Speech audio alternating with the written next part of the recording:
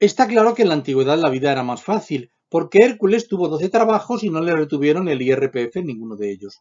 Eran tiempos idílicos en los que las diosas iban semidesnudas, si hemos de creer a los pintores posteriores, porque el clima ayudaba y a los dioses no les faltaba ímpetu, por lo que seducían tranquilamente a un buen número de ninfas cada semana sin que se les cayeran los anillos ni se les cayera ninguna otra cosa.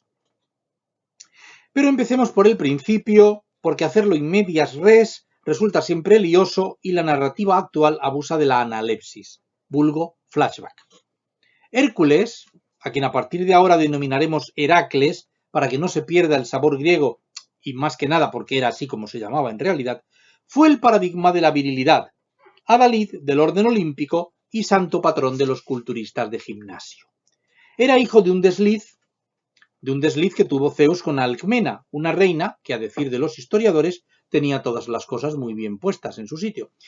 Zeus encargó su crianza a Anfitrión, quien lo recibió muy bien, porque claro, con ese nombre, porque vamos, el dios padre estaba siempre de viaje.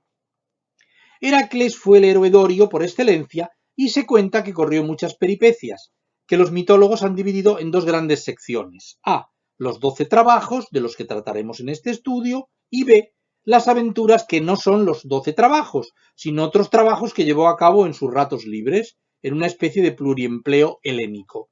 Sobre estos últimos no diremos nada, porque solo de pensarlo nos entra la pereza ya antes de empezar. Nosotros hemos comido las migajas que caen de la mesa de Homero, y hasta hemos picado de algún aperitivo del ave Hesíodo, y con estos nutrientes hemos elaborado el bolo alimenticio que presentaremos a continuación, Verbigratia, la relación de las proezas heraclianas, o herculinas, si preferimos la denominación romana. Un bonito día de mayo, a Heracles se le cruzaron los cables, como vulgarmente se dice, y que sin que se haya sabido por qué lo hizo, mató a su mujer, a sus hijos y a 2 sobrinos que estaban pasando unos días con ellos. Luego se avergonzó y se fue a vivir en soledad en tierras salvajes, alimentándose únicamente de algarrobos y de queso feta.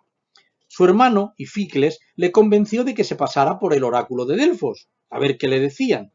Allí, la sibila délfica le ordenó como expiación que llevara a cabo una serie de 12 trabajos que se habían quedado pendientes, porque los guardias del oráculo procrastinaban mucho.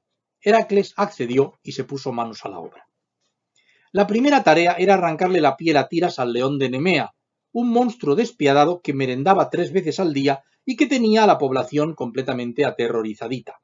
Heracles, sin pensárselo un momento, Heracles nunca destacó por pensar mucho realmente, atacó a la fiera con flechas, que no le hicieron ni aire, con una espada de bronce, que no le hizo ni cosquillas, y con un garrote hecho de olivo, que arrancó de la tierra, que tampoco dio resultado alguno.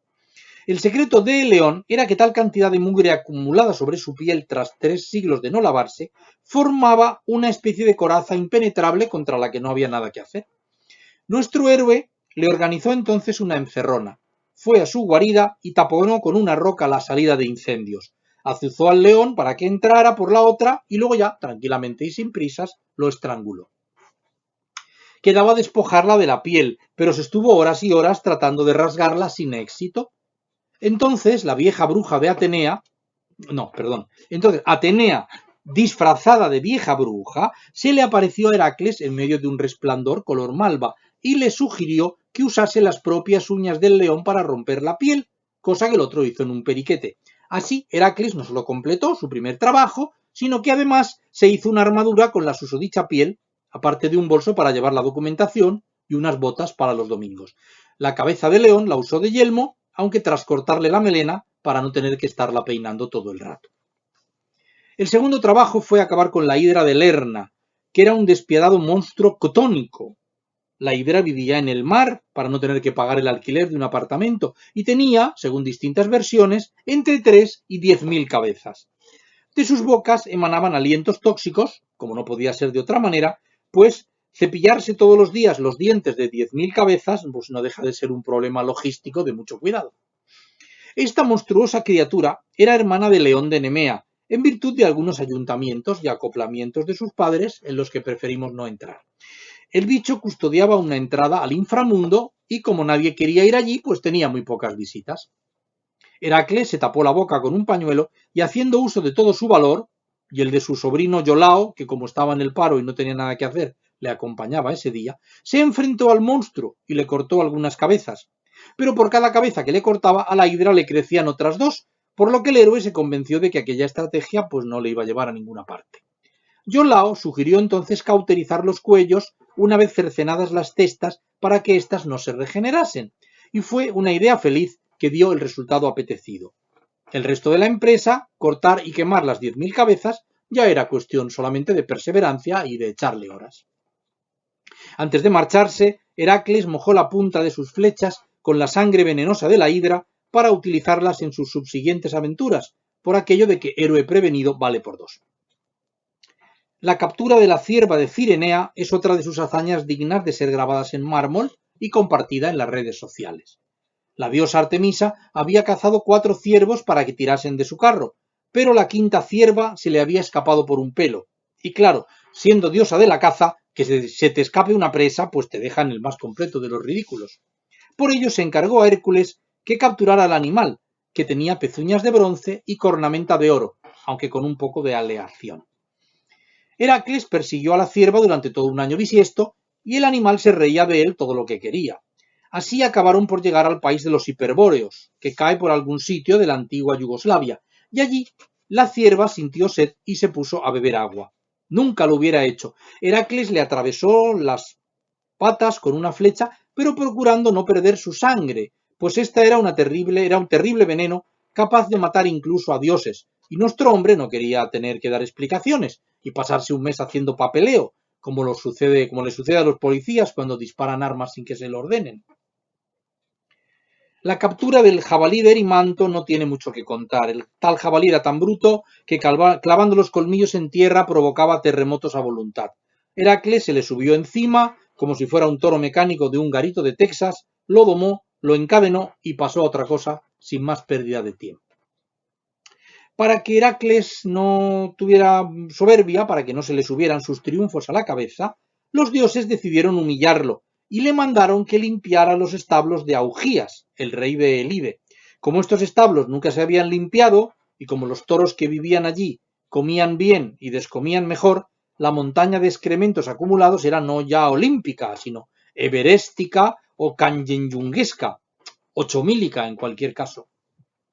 Nadie daba un óbolo por Heracles y se pensaba generalizadamente que no conseguiría acabar esta tarea. Las apuestas en su contra estaban 10-1, pero él dio a todos un buen chasco, pues desvió del cauce de los ríos Alfeo y Peneo y las aguas se llevaron toda la porquería tóxica hasta el mar, inaugurando una costumbre que ha llegado hasta nuestros días. Los buitres del Estínfalo eran unos nocivos pajarracos que lo dejaban todo perdido con sus cagarrutas venenosas. Parece ser que por aquel tiempo el que no era venenoso era porque no quería. Tenían pico, alas y garras de bronce y eran más feos que escupir en la sopa del comensal de al lado. Pero por otro lado no se metían con nadie. Aún así se encargó a Hércules que se deshiciera de ellos. Hércules comenzó a lanzar las flechas a destajo y derribó a muchos, pero otros se le escapaban y el arquero comenzó a cansarse. Felizmente pasaba por allí la diosa Palas Atenea, que le regaló al héroe un cascabel con el consejo de que se subiera a una colina y lo tocara desde allí. El sonido resultó ser tan sumamente desagradable que los buitres huyeron en desbandada y nunca más se les volvió a ver, ni se supo de ellos. Otro animal al que le tocó capturar fue el toro de Creta, padre de Minotauro y gigoló de la reina Pasífae. El toro, terco como una mula, era muy cerdo y burro, y además estaba como una cabra, por lo que estaba siempre haciendo el oso. Constituía un gran peligro, sobre todo porque echaba fuego por las narices, y cuando estornudaba arruinaba las cosechas. Heracles se le subió encima, ya tenía práctica, y cruzó con él el mar Egeo, la Argólida y el istmo de Corinto, llegando finalmente hasta la llanura de Maratón, próxima a Albacete, donde Teseo logró matarlo. Las yeguas de Diomedes eran unos seres carnívoros y con más hambre que el perro de un ciego. Se supone que eran solamente 4, pero Hércules aseguró que no bajaban de 20, para que la hazaña de robarlas tuviera más mérito. Como fuere, Diomedes tenía encadenadas a las yeguas y las alimentaba con carne de prisioneros políticos y de visitas inoportunas. Heracles se presentó allí un jueves por la mañana a primera hora, mató sin compasión a Diomedes y arrojó su cadáver a las yeguas, que lo devoraron enterito. Pero fuere porque Diomedes estuviera en malas condiciones o por cualquier otra causa desconocida, El caso es que aquella comida le sentó tan mal a aquellos pobres animalitos que se volvieron vegetarianos para los restos y nunca volvieron a probar la carne humana ni ninguna otra carne. Como las yeguas se volvieron mansas, al cabo de unos años, y viviendo ya en el monte Olimpo, fueron otras fieras las que se las comieron a ellas. No se puede ser bueno en esta vida. El noveno trabajo de Hércules fue robar el cinturón mágico de Hipólita, que era reina de las Amazonas y un tanto marimacho, todo hay que decirlo. Cansado ya de tanto pegarse con unos y con otros, Heracles decidió tirar por la línea de menor resistencia y no malgastar demasiadas fuerzas en esta prueba. Por ello, secuestró a Melanipa, hermana de Hipólita, y la canjeó por el cinturón de marras, por lo que logró salir airoso del resto sin tener que esforzarse en lo más mínimo. Cuando le dijeron que tenía que robar el ganado a Gerión, un monstruo gigante, Heracles tuvo un déjà vu. Le parecía que eso ya lo había hecho antes, pero no, es que había robado otro ganado. Estas eran unas reses distintas. Gerión era feo de ver, tenía 3 troncos con sus respectivas cabezas y extremidades, y solo 2 piernas para sostenerlos, lo que le llevó durante toda su vida a 2 consecuencias lamentables. La primera es que el peso le hizo patizambo, y la segunda, que si inclinaba el tronco un poco perdía de inmediato el equilibrio y se daba unos trompazos monumentales que hacían retumbar la tierra y levantaban mucho polvo. Como Gerión estaba de vacaciones, cuando Heracles le robó el ganado, no vamos a decir nada más sobre él. El héroe llegó a la isla de Eritreia, patria chica del hombre grande, y se encontró con que el ganado estaba en una cabaña custodiada por Ortro, un perro que era primo hermano del Cancerbero, y por el pastor Euritión, a quien Heracles mató enseguida como castigo por tener un nombre tan feo. Al perro se limitó a abrirle una lata de albóndigas para entretenerle. El robo fue fácil, no así el camino de vuelta. Al pasar por Roma, otro gigante llamado Caco le robó a Heracles parte del ganado, mientras dormía a pierna suelta. Mientras dormía Heracles, no el ganado. Caco hizo que anduviera para atrás, que andara el ganado, no Heracles, para que no hubiera huellas claras y se armara un lío. Se armara un lío Heracles, no el ganado. Tras ponerlo a buen recaudo, al ganado, no a Heracles, lo desafió a que lo encontrara. Desafió a Heracles, no al ganado. Cuando pasó Heracles con el resto del ganado por delante de la cueva donde Caco lo tenía escondido, al ganado, no a Heracles, las reses empezaron a balar, a aullar, a barritar o a hacer lo que sea que haga el ganado. Mugir, creo. Y así lo descubrió Hércules, no el ganado. ¿Dónde estaba el ganado? No Heracles. Luego Hera, para hacer la puñeta a Heracles, como tenía por costumbre, envió tábanos para que picasen a las reses, y Heracles tuvo que estar varios días rascándoles el lomo a todas sin parar para que no se desbandase. Más tarde la diosa envió una inundación para que no pudieran cruzar los ríos y el héroe tuvo que hacer un puente de piedrecitas que le llevó un mes entero. A continuación, la ninfa Equidna asaltó a Heracles, le robó el ganado y le puso como condición para devolvérselo que mantuviera relaciones sexuales con ella. Al principio Heracles no estaba por la labor, porque aparte de cuerpo de serpiente, Equidna tenía una verruga en la punta de la nariz, que dificultaba bastante el despertar de la pasión erótica, pero finalmente hizo de tripas corazón y se sometió a lo inevitable. De aquella unión nacieron 3 hijos, Agatirso, Gelono y Escites, a quienes llamaron así porque los bautizaron con el nombre del santo del día. Cuando Heracles llegó por fin de vuelta a Micenas con el ganado, casi no se lo podía creer. El penúltimo trabajo consistió en robar las manzanicas del jardín de las Hespérides, que eran de oro macizo, y le habían partido una muela a más de uno de los que habían intentado comérselas. No sabemos dónde estaba este jardín, pero nos consta que para llegar allí, Heracles hubo de pasar por Egipto, donde tuvo varias aventuras y donde cogió una disentería de aupa. En el jardín se encontró a Atlas, que estaba sujetando el cielo para que no se cayese. Atlas le pidió a Heracles que lo sostuviera un momentito mientras él traía las manzanas, pero en realidad aquello solo era un truco. Lo que quería Atlas era salir de allí, porque tenía un dolor lumbar importante. Heracles fue más listo y no se dejó engañar. Le dijo que bien, que de acuerdo, pero que si tenía que quedarse allí sosteniendo el cielo mucho rato, iba a coger un constipado. ¿Podía Atlas sostenerlo un momentito mientras él se ponía la capa? Atlas accedió, y Heracles aprovechó para largarse con las manzanas, dejando al otro pringado allí, de soporte permanente, en espera de algún otro ingenuo al que embaucar. Y el último de los trabajos de Hércules fue la captura del perro Cerbero, a quien sacó de los infiernos. Heracles viajó a Eleusis, donde le iniciaron en los misterios eleusis, que eran los únicos que se sabían allí, que le permitirían entrar y salir del infierno en un pispás y sin morirse en absoluto.